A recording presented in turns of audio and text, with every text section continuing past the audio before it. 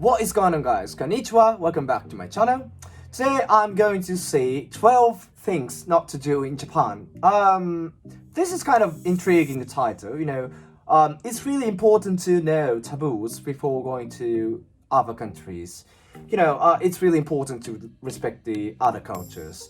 But I'm a bit skeptical about whether the 12 things he depicted is actually not to do in Japan. So I'm going to find out whether it's right or not. Anyway, let's get started. At all.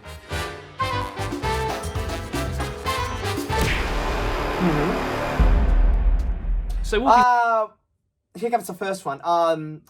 Don't eat and drink while walking. It's partially true, but it's not necessarily a kind of taboo. There are many places where we can eat and drink while walking, like kind of restaurant truck situated on the street, kind of street restaurant. And sometimes I'm quite busy to work, so on the way to my office, I sometimes eat breakfast while walking. So I don't think it's necessarily taboo in Japanese culture, and people don't blame it, normally. Walking down the street whilst eating and drinking isn't illegal. You're not going to get shouted at, and you're not going to get arrested by Ace Detective Sherlock Bones. But what you will get is the stare of disapproval. A lot of people don't know this one until you get here and never see anyone doing it. What you'll find is if someone wants to eat or drink something quickly outside, they'll buy at the convenience store and then eat it or drink it out the front. Same with vending machines. If they buy something from the vending machine, they'll drink it there and then next to the vending machine. The main reason is people are very conscious about keeping the streets clean here, and you don't want to ruin someone else. I really love his respect, but I admit some of Japanese streets are not perfectly clean, on the other hand, I think European road and kind of England road are really beautiful because there are lots of kind of trash bins. So in Japan, the trash bins are quite limited in the street. So sometimes the road, especially like in Shibuya right now, and also Shinjuku, some of the downtowns are not clean at all. People are drinking and eating while walking. So it's actually not completely true, but it's partially true. Else's day by having them walk through your spilt coffee. That said, all you need to do to avoid the stare of disapproval is just stop and eat and drink whatever it is there and then. Maybe it's on a bench, maybe you're just standing at the side of the road, whatever. Just don't walk whilst eating and drinking and you'll be alright.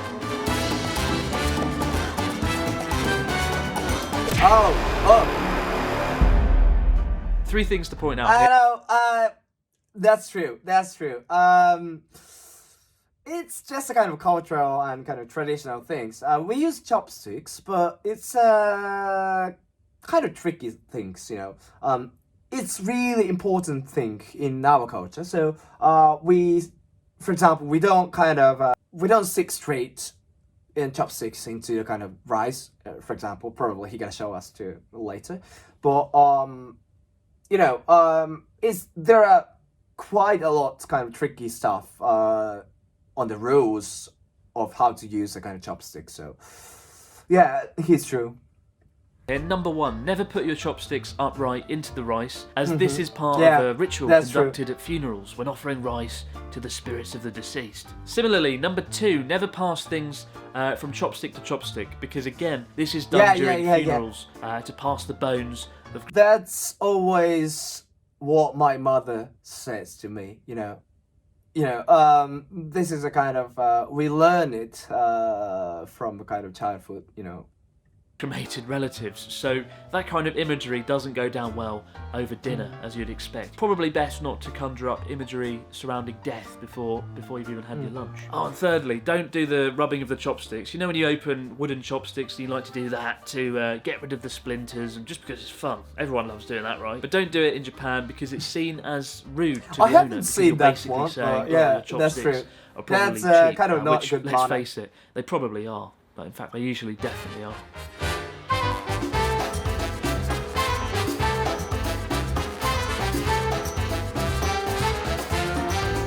Oh yeah. Probably. You know, it's a tricky one as well. Because of the kind of Western influence, some people do give tips to, for example, taxi and restaurant. But you know, in Japan and in Japanese culture, tips are unnecessary. It's included in kind of service fee. But speaking of me, I sometimes give tips to taxi driver if we are going too close. If our destination are too close, I give driver the extra amount. And also, if the kind of the food was really nice in the restaurant, I sometimes give additional tips. And I just explained this is a tip, like. So some people do give a tips, but you know it's unnecessary. The greatest thing about Japan ever, and the reason that I eat out several times a week, just because I save 20% automatically. In Japan, it's believed that customer service should always be exceptional, with staff giving 120% every That's time. true. 120%, 110%, 120% would be ridiculous. But it's not necessarily rude to tip someone, it just creates this awkward situation where the worker, the staff would feel like you're assessing their performance and they could potentially lose face. So you might think you're being nice by giving someone a tip, but you're not. You're just creating an uncomfortable situation for the worker and they'll probably just reject your tip outright. So don't be tempted to do it.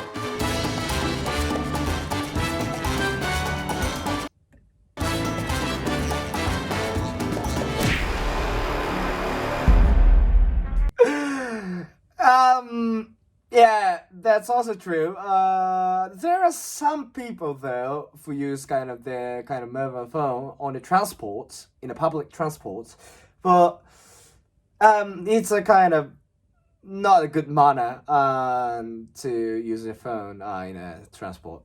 So I don't think personally it's rude. It's just kind of speaking voice, you know.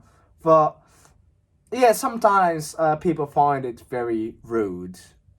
Sometimes I see some people are complaining about kind of people using phone on the public transport. So let's see. There's a real emphasis on being mindful when you're using public transport in Japan that's often completely absent in many countries. Numerous of the times that I've been riding a train in the UK and someone nearby has been screaming at their partner down the phone and I felt like I was part of the argument, like some kind of unpleasant 4D experience. But given Japan's density, it's especially important to be mindful when you're stuffed in the train alongside fellow commuters, many of whom are sleeping as well. Actually, the reason why people think the kind of using a mobile phone at public transport is a rude manner, there's a kind of psychological reasons are in behind. You know, people do feel uncomfortable if other people are using a kind of phones or something and talk to someone, and then if we can't hear the kind of contents of the conversation, then we feel very uncomfortable. This is a kind of psychological thing, you know. It's based on the research, so. With that in mind, don't ever talk on your phone on the train. That's a massive, no thing to do here. And even talking loudly is looked down upon. If you're on a local train or a subway train and you get a phone call, just ignore it until you get off. And if you're on a bullet train, you can go to the little compartment in between the carriages and take your call there. Yeah, that's right.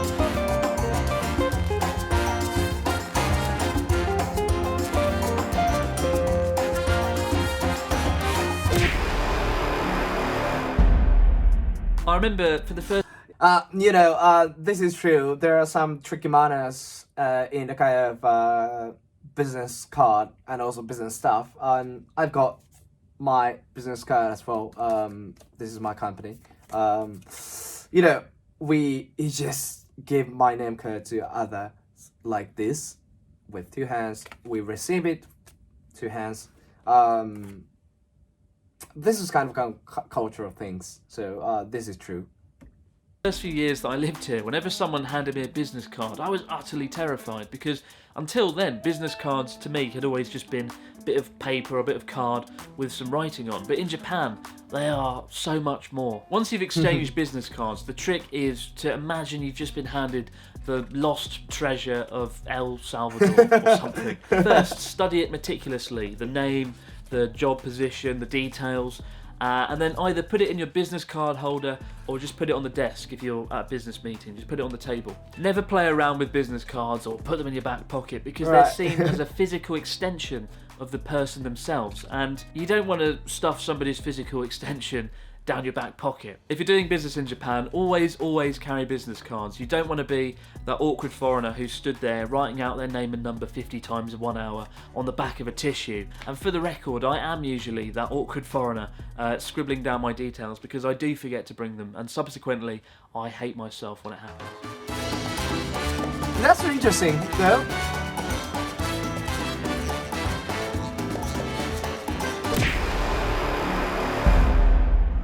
If you I don't think it's rude, rather than kind of snorting. I think kind of snorting noise is much ruder than kind of blowing your nose. I do blow my nose in the public if my kind of my nose is sick.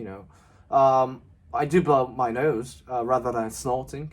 you've got a runny nose, standard procedure here is just to keep sniffing, or just to find a toilet or a broom cupboard to hide in. Blowing noses in public is pretty rude. Interestingly though, handkerchiefs are pretty popular here. Not in the way you would think though. People use them to wipe sweat off in the hot summer weather, or even more commonly to dry their hands in public toilets. Because surprisingly, many public toilets in Japan don't have any hand drying facilities, despite having space-age toilets that reside in the same room. It's quite a weird contrast that I don't quite understand.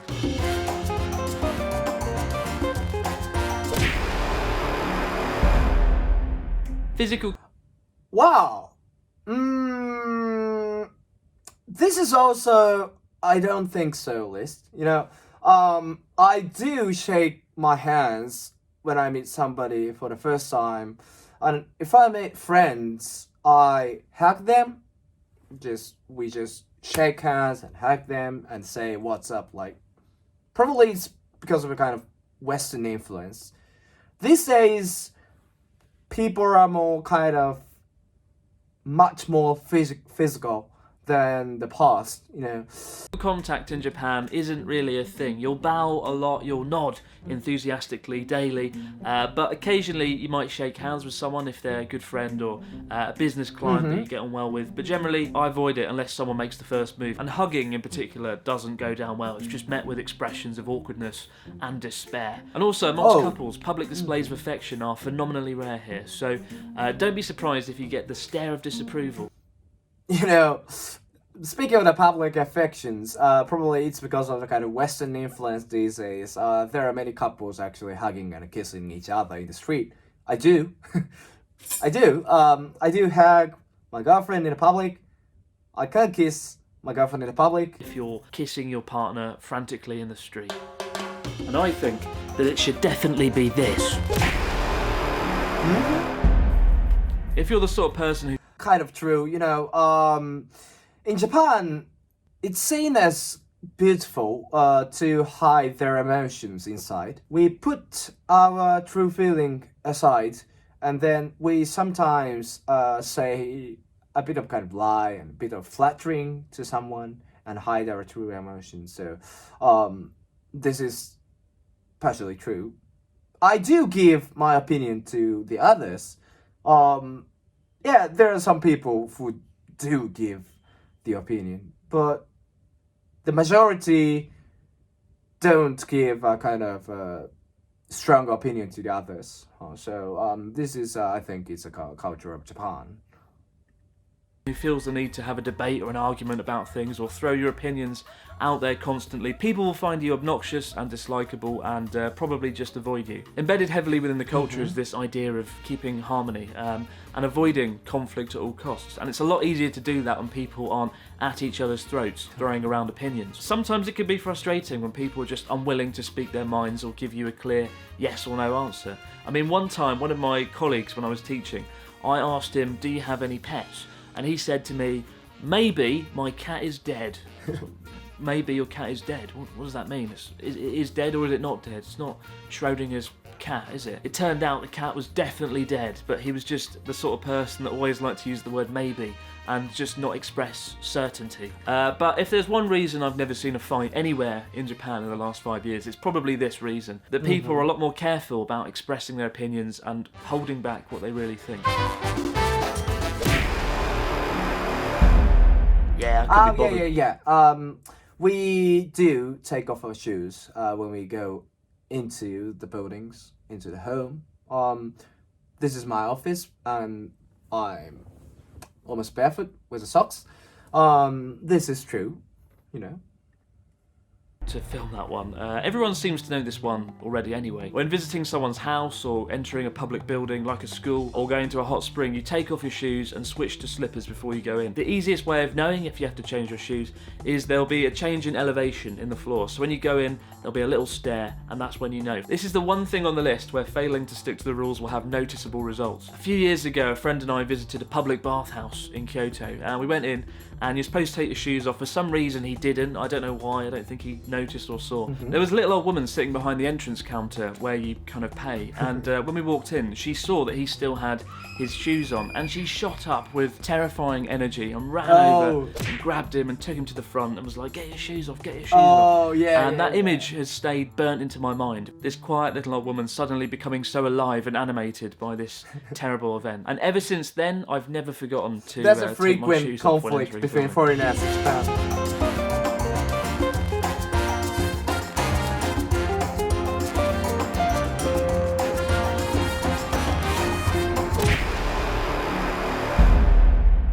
For whatever Oh yeah, this is what I've said before. There are not so many bins in the street. I don't think it's a good idea. So there should be many bins in the street so that many people are cleaning the street. This is I think a huge problem in Japan. I can't throw away things in the street, you know, because there are not bins.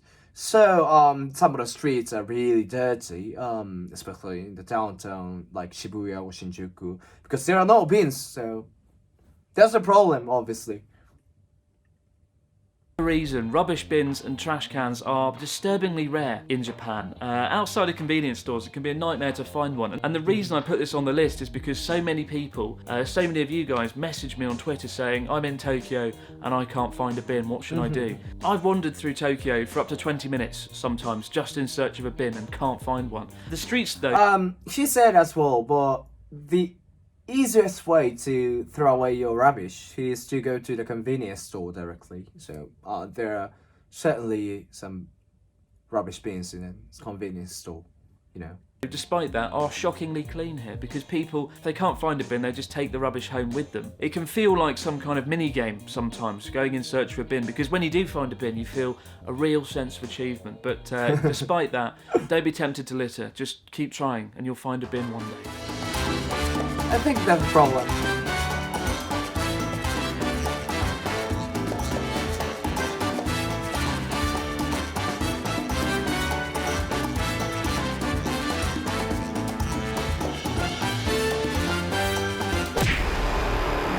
What? Seems like a fair... You know, personally, I do cross on the red if there's no traffic. It's kind of it's quite reasonable if there's no traffic ongoing.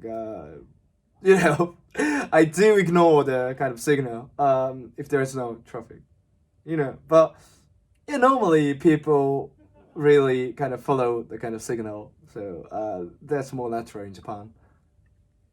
Really obvious addition to the list, and yet in the UK we just cross the street whenever the hell we want, whenever there's an opening in traffic, as opposed to waiting for the green light, same as many countries. In Japan, however, people do not cross the road on a red light. It's incredibly rare, and it's one of the greatest ways of seeing this sense of order and obedience to the law that exists in Japan. If you stand at a roadside in Japan and there's no cars coming, you can't see any cars whatsoever, people still will not cross the road until it goes green. Over the years of the many friends I've had come to visit me here, this is the thing that shocks them the most. The idea of not crossing the street when there's no visible cars there. The idea of abiding by a rule that doesn't seem necessary. And yet for me personally, the main reason I abide by it is after a few years of being here, you don't want to stand out. You don't want to be this stereotypical rule-breaking foreigner. And as well as that, you don't want to run the risk of getting caught out by the police. So those are two things worth taking into consideration before you dash across the seemingly empty road. And the last one, don't worry about not knowing anything about Japanese etiquette when you come to Japan. As I said earlier in this video, that's a really good ending though. We do not reject people who don't know the kind of Japanese etiquette. You know, some people do. Some people do. They exist in almost every country. You know, the kind of narrow-minded people. But mostly people welcome foreigners, even if they are doing taboos, some taboos, kind of minor taboos, and they do not know the kind of Japanese culture and etiquette. We do not reject. We sometimes mildly teach them, or we just ignore them because some Japanese people do not express their kind of opinion. So you shouldn't be worried about coming to Japan. I believe there's not so many kind of narrow-minded people. People are kind of really welcoming, you know. There aren't going to be any real consequences to not following any of these things, apart from maybe the footwear one. That's quite scary. You don't want to get dragged off by an old woman. The reason I say don't worry too much is because I find a lot of people come here and they're very nervous and very anxious about following the etiquette they don't really comprehend. And that includes even me. When I came here, I didn't know anything. And I was constantly anxious and nervous that I was making mistakes. But really, as a foreigner in Japan, you get a kind of a free pass to make mistakes. People are understanding and they're kind and they will let you off. So don't become too nervous about following all the rules. Do your best, but don't become a nervous wreck. So those are my 12 things. Alright, this was overall really good video though. He correctly explain the kind of things not to do in Japan to people. Some of them are not necessarily taboo in Japan because you know, the kind of modern culture of quite diverse. You know, there are some people who follow the rules, some people do not follow the rules. That happens in every country. It's same as in Japan. Anyway, because of Corona, probably people can't come here right now. But in the future, we highly welcome the foreign tourists come to Japan. If you are planning to come here, just let me know. I will take you to the kind of some best places in Shibuya or Shinjuku, in Tokyo, whatsoever, if I've got time. So yeah, anyways, we highly welcome the foreigners. So thank you very much for seeing this episode. So hope see you guys in the next. Please don't forget to subscribe below, probably. Anyway, thank you very much. Bye bye. Sayonara. Arigato.